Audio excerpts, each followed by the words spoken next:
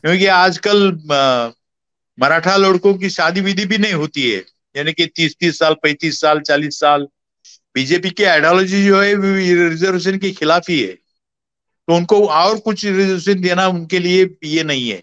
तो मराठा कम्युनिटी ने कल सोचो इलेक्शन के ऊपर बहिष्कार डाल दिया, तो फायदा किसका होगा? उनका ही होगा। Dear viewers, this is Shashank and you're watching HW News English. The Maratha reservation issue is intensifying day by day.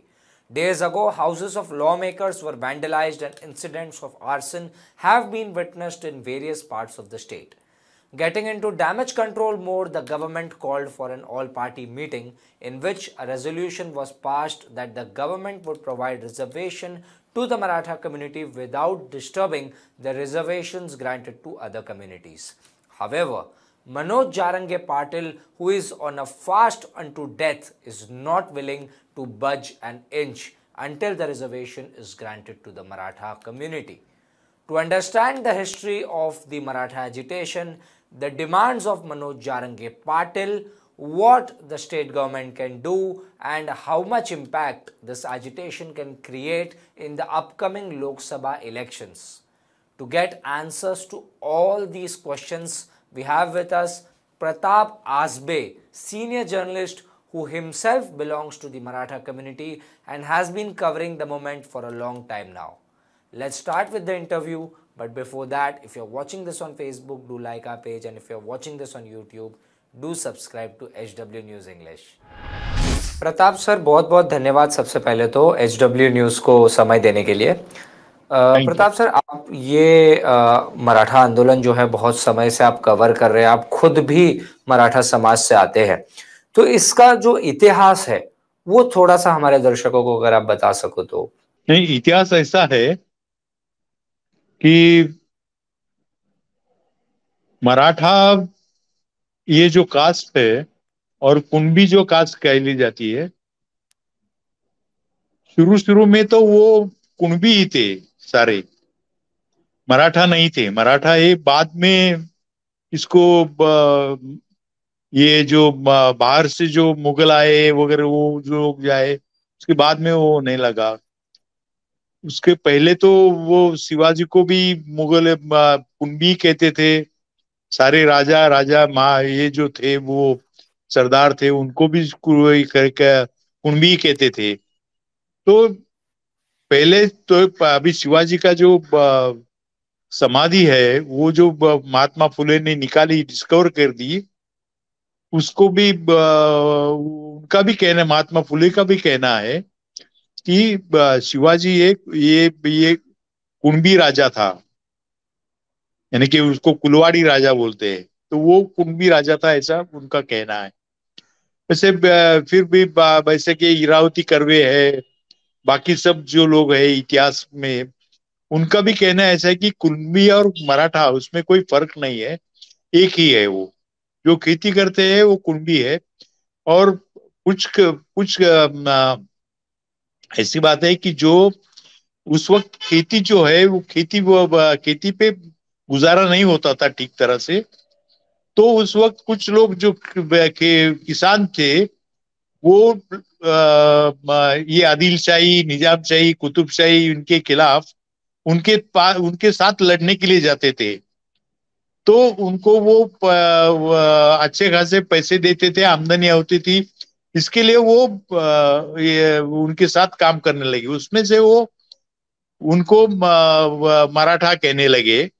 और बात ऐसी है कि मराठा और कुंभी ये जो लड़ाई झगड़े छोड़ने होने के बाद फिर वो किसान का काम करता था, और फिर बाद में जब लड़ाई चलती थी तो उसका बुलावा आता था, वो जाता था और लड़ाई करता था, फिर बाद में खेती करता था। तो ये दो दो अलग कम्युनिटी नहीं है। बहुत सारे इतिहास तज्ञों का कहना है कि ये दोनों कम्युनिटी एक ही है, और उनमें रोटी बेटी व्यवहार तो होता ही है, यानी कि रोटी बेटी व्यवहार होता है तो एक ही कास्ट है, उसके उसमें कोई फर्क नहीं है। तो अभी ऐसा है कि ये जो actual thing is that Kunbi is a reality and Maratha is a myth. क्योंकि मराठा बहुत इतिहास में यानी हिस्ट्री में बहुत पीछे अगर आप जाएंगे तो मराठा कास्ट का जिक्र नहीं है, कुणबी का ही जिक्र है।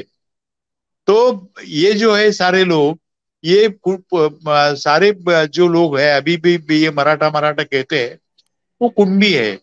और बाद में वो उसका मराठा नामकरण हो गया, और वो सेंसस में, सेंसस जब से शुरू हुआ 1818 से, तो उसमें से सब ये इंग्लिश लोग आने के बाद वो सब शुरू हो गया है। तो पहले तो ऐसा नहीं था, कुणबी सब सारे कुणबी थे और वो कुणबी है। सर, नारायण राणे जो कि केंद्रीय मंत्री है और खुद भी मराठा समाज से आते हैं, उन्होंने एक ऐसा वक्तव्य किया था जिसमें उन्होंने कहा था कि मराठा जो है वो दो टाइप के, जो शाण्यव कुली मराठा होते हैं और एक होते कुणबी मराठा। और जो शाण्यव कुली मराठा है वो कभी भी कुणबी सर्टिफिकेट ये नहीं लेंगे। इसके बाद काफी मराठा समाज जो है वो आक्रामक भी हुआ, जो प्रदर्शनकारी है वो आक्रामक भी हुए। तो इसके ऊपर थोड़ा सा अगर आप प्रकाश डाल सके तो। भी ऐसा है कि जो शान्नव कुली कहते हैं, वो शान्नव कुली जो है वो ओरिजिनल नहीं है कोई। सप्तकुली, शान्नव कुली, पंचकुली कोई ओरिजिनल नहीं है। अभी ऐसा है कि जिनको जो सरदार सरदार की मिलती थी, यानी कि वो वो जो वो शान्नव कुली जो है, जो निजाम के पास साथ लड़ने जाते थे, तो निजाम ने ये कुली जो अच्छा काम करता है, अच्छा लड़ता है, तो उनके कुली का नाम लेता था वो। तो उससे वो कुली, ओरिजिनल तो कुली कोई कुली नहीं थे उसमें, सारे तो कुणबी ही थे। उसमें कोई पंचकुली, सप्तकुली, छियानवे कुली कोई नहीं था। और ये जो है, ये जो कहते हैं, ये जिनको सरदार की मिली है, और या थोड़ा सा जो भी ये मिला है, ये यानी कि तो उसके लिए वो कहते हैं, उनको ऐसा है कि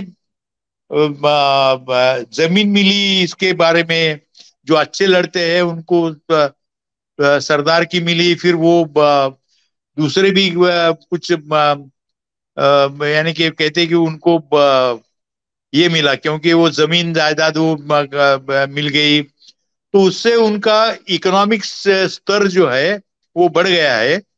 तो उसके लिए वो लगता है, वो कहते हैं कि हम अलग है, हम शान्नुकुल है, क्योंकि उनको वो जमीन मिली है, उनको ये मिला है। तो उससे वो कहते हैं कि हम अलग है, हम ऊंचे स्तर के हैं, ऐसा है। हालांकि ऐसा कुछ नहीं है उनमें। शुरू से रोटी भी, शिवाजी महाराज भी कुलबी ही थे ना। तो फिर क्या नारायण राणे कौन सा आया? कहाँ से नारायण राणे आए? वो क्या अलग है क्या? वो क्या ऊपर से आए? थोड़े से अलग ही है, ऐसे थोड़ी हो सकता है। सारे मराठा जो है वो एक है, और वो पहले कुणबी थे, आज मराठा कहलाते हैं अपने को। मगर ओरिजिनल सब कुणबी है, Maratha is a myth. Sir, तो मनोज नारायण राणे क्या जारंगी। कहने से कुछ फायदा कुछ होता नहीं है, क्योंकि वो ऐसा है कि जो अब हम कुछ अलग है, हम कुछ शान्नव कुली है, इसके लिए हम नहीं लेंगे। वो एक उनका एक ये है, यानी कि एक अहंगंड जिनको बोलते हैं, ये वो आप यानी कि सुपीरियरिटी कॉम्प्लेक्स जो दिखाते हैं वो है, और कुछ नहीं है। वैसा कोई सुपीरियर इंफीरियर ऐसा कुछ नहीं है इसमें। यानी कि जिसके पास पैसा है वो सुपीरियर, उसके पास पैसा नहीं है वो इंफीरियर, ऐसा तो नहीं होता। सर, मनोज जारंगे पाटिल की अभी क्या मांग है? मतलब जो वो अभी उन्होंने कहा है कि मैं पानी भी नहीं पीऊंगा और आंदोलन तीव्र कर दिया है, तो उनकी एग्जैक्टली क्या क्या मांगे हैं? अगर उसको लिस्ट आउट करना होगा तो कैसे करेंगे? उनका कहना ऐसा है कि सबको कुणबी का सर्टिफिकेट दे दो, यानी कि सबको ओबीसी में रिजर्वेशन मिल जाए। इसके लिए उन्होंने कहा है कि वो सबको कुणबी, यानी कि पहले तो मराठावाड़ा की बात करते थे, पर मराठवाड़ा क्या, सभी सभी स्टेट में, पूरे स्टेट में, मराठवाड़ा, विदर्भ, कोंकण, पश्चिम महाराष्ट्र, सब में ऐसा है कि कुणबी थे, तो उनका कुंडी को सर्टिफिकेट मिलना चाहिए, ऐसा उनका कहना है। तो उनको ओबीसी के अंदर उसका उनकी वो शरीक हो जाएंगे, और ओबीसी का रिजर्वेशन जो है वो उनको मिल जाएगा, ऐसा उनका कहना है। नहीं, लेकिन जो सरकार कह रही है शुरू से कि वो जो रिजर्वेशन देगी वो ये इंश्योर करते हुए देगी कि बाकी किसी समाज के रिजर्वेशन पे फर्क ना पड़े। अगर ये ओबीसी में आ जाते हैं तो कहीं ना कहीं ओबीसी का वो कम हो जाएगा, रिजर्वेशन का जो ब्रैकेट है वो। सच है, क्योंकि ऐसा है कि मराठा अगर 31%, 32% या 28% जो भी है, वो अगर इस ओबीसी में शरीक हो गए तो उनमें भागीदारी तो बढ़ेगी सबकी। अब ऐसा है कि इसमें ओबीसी में कितने 300, 350 जो भी कोई कास्ट है, उसमें धनगर है, माली है, बंजारी है, तेली है, ये सब जो कास्ट है, ये कास्ट वो फॉरवर्ड क्लास कास्ट है। और सब रिजर्वेशन का जो फायदा है, वो सब फायदा ये चार उनको मिलता है। 300, 350 जो की कास्ट है, उनको कुछ मिलता ही नहीं। अब मराठा इसमें शामिल हो गए, अगर मराठा इसमें शामिल हो गए तो इनका कंपटीशन बढ़ जाएगी। यानी कि ऐसा है कि बस फुल होने के बाद दूसरा कोई पैसेंजर को आने नहीं देते ना। तब उन्होंने अभी ऐसा है कि अब हमें मिला है तो हम दूसरों को अभी अंदर आने नहीं देंगे, क्योंकि उसकी उसकी भी भागीदारी बढ़ जाएगी इसमें। और उनको उनके उनको जो लाभ मिल रहा है, उसको जो फायदे हो रहे हैं, वो कम हो जाएंगे, ऐसा उनका कहना है। तो इसके लिए वो बोलते हैं कि हमारे यहाँ उनको मत दे दो, उनका विरोध है। और वो ओबीसी ओबीसी नाम से वो कास्ट जो है वो एक साथ आई है, तो उनको लगता है कि ये पॉलिटिकल प्रेशर बनाएंगे। और उनको उन्होंने बनाया भी है, और उसके लिए ये सारे राज्यकर्ता जो है, रूलिंग क्लास के लोग है, सारे पार्टी के लोग हैं, वो कहते हैं कि उनके ऊपर अन्याय हो, हम इनको अलग अलग से देंगे। मगर अलग से रिजर्वेशन देना ये बहुत मुश्किल की बात है। अगर उनको ओबीसी में इंक्लूड करे तो ही हो सकता है। अगर ना हो तो बिहार में जैसा है कि फॉरवर्ड और बैकवर्ड ओबीसी, वैसे फॉरवर्ड ओबीसी में मराठा, माली वगैरह ऐसा करके उनको कुछ 15%, 20% की जो भी है दे सकते हैं। और उसके लिए उनको ये 50% की जो ये मर्यादा है, वो उसको वो निकालनी होगी। और वो काम जो है वो केंद्र सरकार ही कर सकता है, क्योंकि वो संसद में उसका अगर बिल पास हो गया तो ही उसका 50% का जो है उसके ऊपर आप रिजर्वेशन दे पाएंगे। अगर गवर्नमेंट ने अभी ऐसा है कि इसमें यहाँ दो दो सवाल इसमें है कि उनको अंदर ओबीसी के अंदर देना, इसके लिए ओबीसी का बहुत खिलाफ है सारे लोग।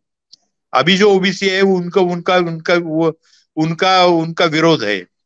तो उसके लिए वो कहते हैं कि हमें इसके हमारी इसमें इंक्लूड मत करिए। अगर अगर उनको देना है तो सोशली और इकोनॉमिकली बैकवर्ड है ऐसा कह के ही देना पड़ेगा। तो मुझे ऐसा लगता है कि ओबीसी में फर्क करने के बाद ओबीसी फॉरवर्ड बैकवर्ड ऐसा कुछ करके दे सकते हैं। पर उसके लिए भी ऐसा है कि ये जो परसेंटेज है 50% का, जो इंदिरा साहनी के केस में जो मर्यादा डाल दी है रिजर्वेशन के ऊपर, वो हटानी होगी। तो और वो हटाना है तो ये है कि संसद को उसके बारे में एक बिल पास करना होगा।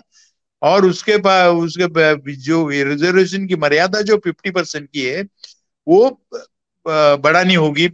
60%, 70% जो भी है उतना उतना बढ़ाना पड़ेगा। क्योंकि बाकी जगह तो है, वहां उस वक्त हो गया है, ये तमिलनाडु में 69% है, मगर वो उस वक्त हो गया है।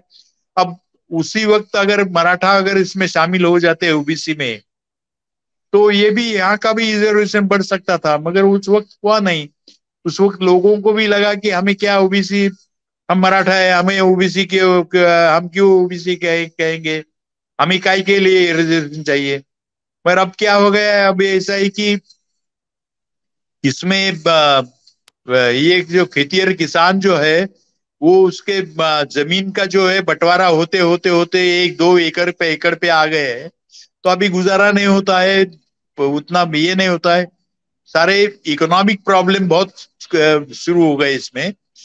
और कोई सोशल प्रॉब्लम भी निकल आए हैं, क्योंकि आजकल मराठा लड़कों की शादी विधि भी नहीं होती है, यानी कि 30-30 साल, 35 साल, 40 साल।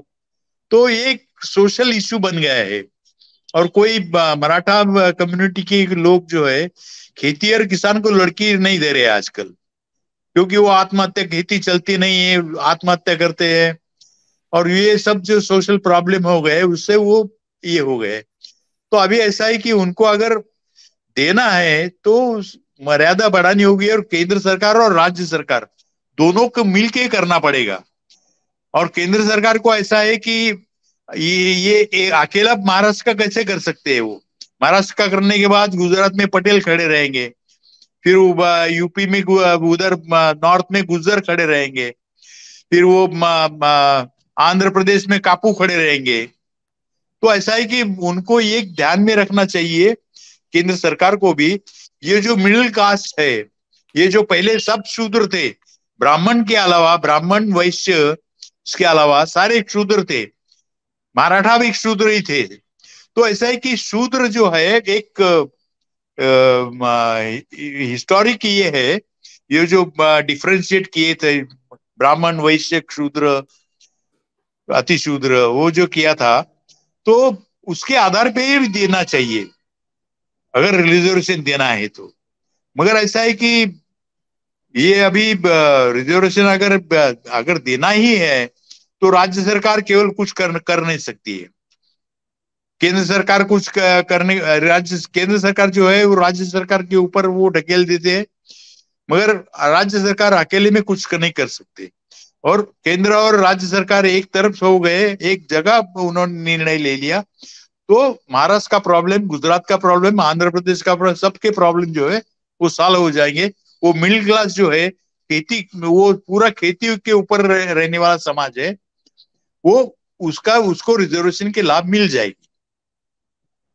सर, मेरा अगला सवाल इसी से जुड़ा हुआ ही था कि राज्य सरकार बार बार ये आश्वासन दे रही है कि हम लोग जो है वो रिजर्वेशन देंगे, और मनोज पाटिल से भी ये कह रही है कि वो अपना वो पोषण है वो पीछे ले ले। लेकिन जैसा कि आपने कहा कि स्टेट गवर्नमेंट अकेले नहीं कर सकती है, सेंट्रल गवर्नमेंट का सपोर्ट लगेगा और पार्लियामेंट में जाके ही ये मुद्दा सॉल्व हो सकता है। लेकिन सर, सेंट्रल गवर्नमेंट की तरफ से यहाँ पे कुछ नजर नहीं आ रहा है, कोई मूवमेंट कोई नजर नहीं आ रहा है। तो इसको किस तरीके से समझा जाए कि क्या स्टेट गवर्नमेंट सिर्फ दिन आगे ढकल रही है, ऐसा इसको देखा जाए? नहीं, देखिए, केंद्र सरकार का इसको सपोर्ट नहीं है, और वो कहते हैं कि अपने आप निपटा लो, क्योंकि उनको ऐसा है कि उनको अगर ये दे दिया, रिजर्वेशन में मराठों को दे दिया, तो फिर गुजरात में सवाल पैदा हो जाएगा, नॉर्थ में कई स्टेट में पैदा हो जाएगा, आंध्र प्रदेश में पैदा हो जाएगा वो सवाल। तो उनको वो करना नहीं है, क्योंकि उनकी कुछ अलग आइडियोलॉजी है, उनको कास्ट को ज्यादा इंपॉर्टेंस देना नहीं है, धर्म को इंपॉर्टेंस देना है। तो उनका कहना ऐसा है कि ये रिजर्वेशन, और ऐसे भी बीजेपी की आइडियोलॉजी जो है रिजर्वेशन के खिलाफ ही है, तो उनको और कुछ रिजर्वेशन देना उनके लिए ये नहीं है। तो उसके लिए वो राज्य सरकार के ऊपर ढकेल देते हैं, पर राज्य सरकार अकेली कुछ नहीं कर पाएगी। सर, ये इसी की तरह मेरा एक और दूसरा सवाल है कि अगर आप देखें तो कांग्रेस जो है वो रिजर्वेशन की बात करती है, कास्ट बेस्ड सेंसस की बात करती है। उन्होंने कहा है कि हम लोग जहां जहां सरकार में आते हैं वहां वहां पे हम लोग कास्ट बेस्ड सेंसस करवाएंगे, और जिसकी जितनी आबादी उसका उतना हक। तो सर, ये महाराष्ट्र में ऑलरेडी कहीं ना कहीं महायुति से एक नाराजगी अक्सर देखने मिलती है लोगों के बीच, और कहीं ना कहीं उद्धव ठाकरे वाला भी जो मुद्दा है कि उद्धव ठाकरे भी एक सिंपैथी वेव है, एनसीपी में शरद पवार के साथ वो एक सिंपैथी वेव है। ये सब चीजों के होते हुए अब ये रिजर्वेशन का भी एक मुद्दा उठ गया है। तो आने वाले लोकसभा चुनाव में 48 seats second in terms of constituency wise अगर आप देखें तो महाराष्ट्र आता है। अगर आपको सत्ता 2024 में चाहिए तो महाराष्ट्र बहुत बड़ी भूमिका यहाँ पे निभा रहा है। तो किस तरीके से आप देखते हैं मराठा रिजर्वेशन का मुद्दा डोमिनेट करेगा, क्योंकि 33% ये मराठा है और मुझे लगता है सबसे ज्यादा मराठा कम्युनिटी के ही मुख्यमंत्री रहे हैं। तो किस तरीके से ये 24 में डोमिनेट करेगा सर ये मुद्दा? देखिए, 24 के बारे में आप कुछ नहीं कह सकते, क्योंकि ऐसा है कि ये रिजर्वेशन का, मराठा रिजर्वेशन का जो मुद्दा है वो अभी अभी उठा है। पहले भी उठा था, गए 30 साल से वो चालू है, मगर वो उठता है दबता है। अभी ऐसा है कि वो जो कोपरेडी में एक दलितों ने मराठा लड़कियों के ऊपर जो अत्याचार किया, उसकी हत्या हो गई। उसके बाद वो जो आंदोलन शुरू हो गया, उसमें ऐसा है कि कुछ आरएसएस के लोगों ने उस आंदोलन में मराठा आरक्षण की बात कही। तो सारे जो मोर्चे निकलते थे, एक मराठा लाख मराठा, उनकी डिमांड थी आरक्षण दे दो, हमें हमें ओबीसी में से आरक्षण दे दो। ये शुरू हो गया, ये शुरू किया आरएसएस के लोगों ने शुरू किया। अब ये मराठा लोगों के दिमाग में घुस गया। फिर भी ऐसा हो गया कि वो होने के बाद ओबीसी और मराठा ऐसा पोलराइजेशन होने लगा। ओबीसी के मोर्चे निकले, मराठों के मोर्चे निकले, ओबीसी के मोर्चे निकले। अभी ऐसा है कि अभी कुछ नहीं था, पूरा जो मामला था वो खत्म हो गया, यानी कि शांत हो गया था। गए 4-5 साल में कुछ नहीं था, मांगे होती थी और उसके ऊपर कोई आंदोलन विंदोलन छिड़ता नहीं था। अब ऐसा है कि बहुत जरांगे जो है, बहुत दफा उसने ये किया है, क्या बोलते हैं उसको, अपना अनशन किया है। इस बार वो फिर अनशन को बैठ गए। तो ऐसा है कि वो 2-3 दिनों के बाद में पुलिस ने एकाएक, कोई घटना तो घटी नहीं थी, लाठीमार कर दिया। और लाठीमार से जो है वो इशू वो एकदम भड़क गया पूरा। अब ये किसने किया? ये सरकार ने ही किया, फडणवीस ने ही किया। अब ऐसा है कि ये जो उठने के, ये मराठी के ऊपर लाठीमार होने के बाद उसकी रिएक्शन बहुत पूरे स्टेट से आई। मराठा में सारे मराठा उठ गए, जो सोए हुए थे सब उठ गए और डिमांड कर रहे। अभी ऐसा है कि ये होने के बाद फिर छगन भुजबल उधर ओबीसी में से, ये से ओबीसी, और उनका झगड़ा शुरू हो गया। अब उनको ऐसा है कि ये, उनको ऐसा लगता था कि ये ओबीसी कंसोलिडेट हो जाएंगे, वो बीजेपी के साथ तो है ही, और मराठा जो है वो मराठा मराठा में से ये जो आंदोलन चल रहा है उसमें से उसका फटका जो उसका जो असंतोष है, उसका उसका उसका नुकसान जो है वो एनसीपी शिवसेना को भी हो सकता है, कांग्रेस को भी हो सकता है, क्योंकि लोगों में असंतोष है। अब देखिए लोग क्या कह रहे हैं, लोग किसी को आने नहीं दे रहे। अब ऐसा है कि वो सब जो किया है वो अपने हाथ से बाहर निकल गया।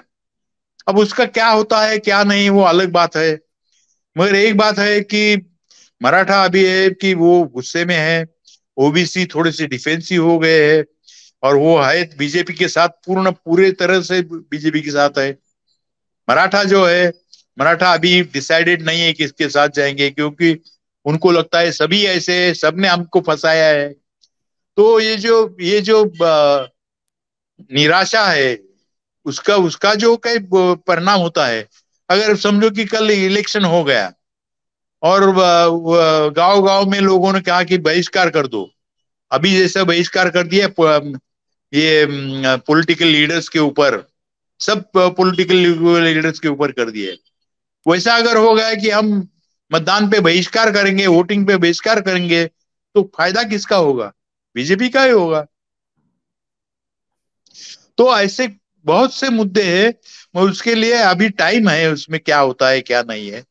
अगर उसमें अभी अभी जरांगे ने ये जो अभी आगे की स्टेप ली है, पानी भी नहीं पीने का, ऐसा, तो उससे कुछ भी हो सकता है। यानी कि ऐसा है कि उसमें अगर कुछ बुरा हो गया तो उसके पूरे पूरे पूरा जो ये परिणाम है, ये सारे स्टेट के लिए हो जाएंगे।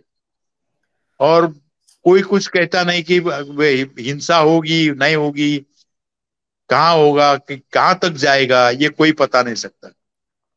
मगर ऐसा इसके लिए वो जिस तरह से वो आंदोलन को छेड़ दिया है पहले से, ये लाठीमार हो गया, उसका जो नतीजे निकल आ रहे हैं उसमें से बहुत, उसमें से निकल रहा है, यानी कि बहुत बुरे परिणाम जो है वो दिख रहे हैं अभी।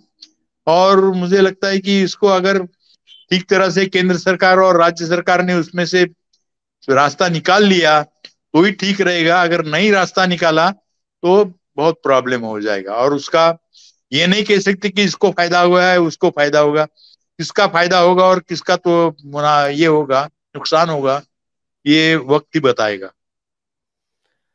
सर, 2 दिन पहले आगजनी हुई और नेताओं के घर जलाए गए, पथराव हुआ। ये सारी चीजें जब हो रही थी तो उप मुख्यमंत्री देवेंद्र फडणवीस जो है वो एक दूसरे राज्यों में चुनाव प्रचार करते हुए पाए गए। वो कहीं जहां पे भारतीय जनता पार्टी के लिए वो चुनाव प्रचार कर रहे थे। तो कहीं ना कहीं उनकी इस मुद्दे को लेकर सीरियसनेस पे सवाल उठता हुआ नजर आ रहा है यहाँ पे। वो सीरियस तो है ही नहीं पहले से ही, वो कहाँ सीरियस है, वो कभी सीरियस नहीं। उनको ऐसा है कि उनको कहीं ना कहीं दंगा फसाद चाहिए, पोलराइजेशन चाहिए, हिंदू मुस्लिम का पोलराइजेशन चाहिए। अभी देखिए कल हसन मुशरिफ, वो जो उनके साथ का अभी मिनिस्टर है उनके इसमें, हसन मुशरिफ के गाड़ी पे जो हमला हो गया, वो संभाजी भिड़े का कार्यकर्ता है, एकदम राइट हैंड है उसका। उसने वो हसन मुशरिफ की जो गाड़ी है वो तोड़ दी है, उसको आइडेंटिफाई हो गया उसमें। अभी ये जो करने वाले हैं ये कौन है, वो भी देखना पड़ेगा ना।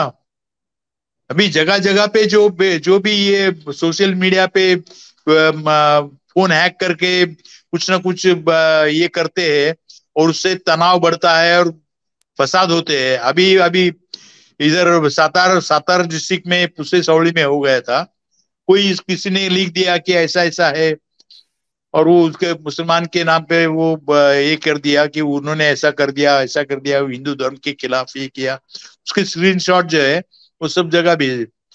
मगर ऐसा है कि उससे उससे दंगल तो चल चल उसमें फसाद तो हो गया, मर गए लोग उसमें, मुसलमान। और फिर भी ऐसा है कि वो जो जिसके वो कहना, उनका कहना ऐसा है, हमारे बच्चों ने नहीं किया है, वो किसने किया है आप जांच कर लो। 2 महीने से वो जांच हो नहीं रही है, क्योंकि उनको करना ही नहीं है। और ये जो बात है कि उनको कम्युनल पोलराइजेशन चाहिए, इसके लिए वो कर रहे हैं। और अभी ऐसा है कि ये हिंदू मुस्लिम तो हुआ नहीं है, उनको ओबीसी और मराठा करना चाहिए था, करने का इरादा होगा शायद। नहीं तो फिर ऐसा है कि चुपचाप बैठे हुए अनशन करने वाले लोगों के ऊपर क्यों लाठीचार्ज करते, लेकिन कोई उन्होंने ये वजह भी नहीं कहा थी है ऐसे। कि कड़क कार्रवाई वो करेंगे। उन्होंने कहा है, मीडिया से संवाद करते हुए उन्होंने कहा है कि वो कड़क कार्रवाई करेंगे जो भी इसमें आरोपी पाया जाएगा। फिर क्या कड़क कार्रवाई करेंगे, क्योंकि ऐसा है आज तक अभी गए 6 महीने में जितने फसाद हो गए हैं उसके ऊपर क्या कार्रवाई कर दी है सरकार ने, कुछ नहीं कार्रवाई कर दी। फिर उनको पोलराइजेशन चाहिए, पोलराइजेशन के जरिए उनको इलेक्शन जीतना है। अगर पोलराइजेशन नहीं हुआ तो उनकी हालत खराब हो जाएगी। जी। उसमें ये मराठा और इसका कर दिया, वो झगड़ा लगाने का काम, मराठा और ओबीसी में झगड़ा लगाने का काम उन्होंने कर दिया। ओबीसी तो उनके साथ ही है, उनको ऐसा लगे अभी मराठा मराठा तो अभी ये अभी एकदम एजिटेटेड है। तो अभी अभी वो तो सारे कांग्रेस को भी आने नहीं देते, किसको आने नहीं देते, शिवसेना एनसीपी कांग्रेस बीजेपी किसको आने देते, फायदा किसका है। अगर वो मराठा कम्युनिटी ने कल सोचो इलेक्शन के ऊपर बहिष्कार डाल दिया तो फायदा किसका होगा, उनका ही होगा। उसी के लिए सारा चल रहा है ये। सर, आने वाले दिनों में सरकार की क्या भूमिका हो सकती है इस आंदोलन को लेकर के? नहीं नहीं, सरकार कहते हैं कि हम दे देंगे, हम देंगे, शिवाजी महाराज की सौगंध लेते हैं, ये करते हैं, वो करते हैं। कहां से देंगे? कहां से दे पाएंगे वो? अगर संसद ने 50% की जो मर्यादा है वो अगर बढ़ाई नहीं दी तो कहां से करेंगे ये? और ओबीसी में अगर इनको इंक्लूड कर दिया तो ओबीसी वाले इनके खिलाफ हो जाएंगे, बीजेपी वाले के। वो सारे ओबीसी वाले उनको छोड़ के जाएंगे। ऐसा एक ये है ना, कॉन्ट्रडिक्शन बन गई है। और वो उन्होंने निर्माण कर दी है कॉन्ट्रडिक्शन शुरू से ही। अब ये मराठा रिजर्वेशन का जो मामला है, पहले तो मराठा रिजर्वेशन मराठा को ही नहीं चाहिए था, अभी भी नहीं चाहिए कुछ लोगों को। जैसे राणे बिने लोग हैं, वो कहेंगे हम उर्मी का नहीं लेंगे। ऐसे कुछ बहुत सारे लोग हैं, उनको नहीं चाहिए, वो बात अलग है। वो उनको उनके माले हालात अच्छे है, they are well to do people, बहुत अच्छे में ये है। पर वो जो गांव में जो रहने वाले हैं मराठा, वो तो उनके कोई सुनता नहीं, उनको कोई नौकरी नहीं है, उनको कोई शिक्षा नहीं है, कोई एडमिशन नहीं है, हम्म, तो उनके हालात खराब है। हम्म, हम्म। चलिए, प्रताप सर, बहुत बहुत धन्यवाद आपका कि एच डब्ल्यू न्यूज़ को आपने समय दिया।